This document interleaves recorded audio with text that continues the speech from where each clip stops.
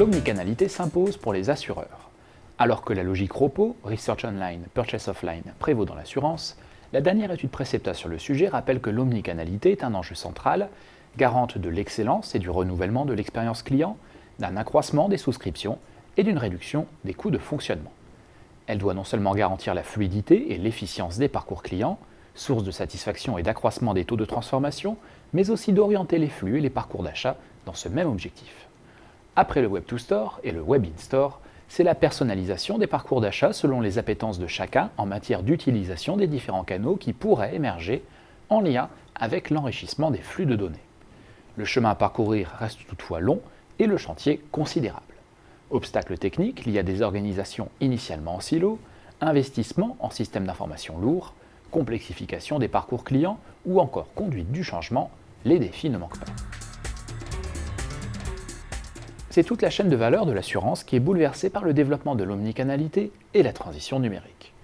En amont, les flux de données se densifient et s'enrichissent d'informations comportementales. Le big data ouvre la voie à une meilleure connaissance client, une nouvelle analyse des besoins des clients et au marketing prédictif. En amont toujours, la simplification des offres s'impose pour accroître les souscriptions en ligne via des produits clairs, des questionnaires et des réponses au devis rapide.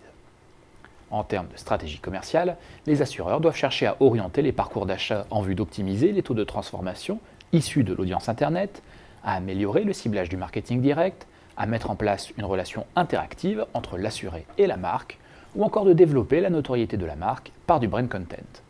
En termes de technique assurantielle enfin, les flux de données ouvrent de nouvelles possibilités de personnalisation des contrats d'assurance, avec par exemple l'essor des modèles basés sur le comportement ou sur les usages.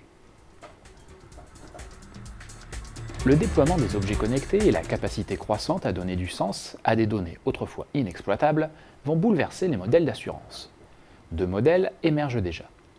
Le premier est le modèle de l'assurance à l'usage, où la prime est personnalisée en fonction de l'usage effectif mesuré par des capteurs.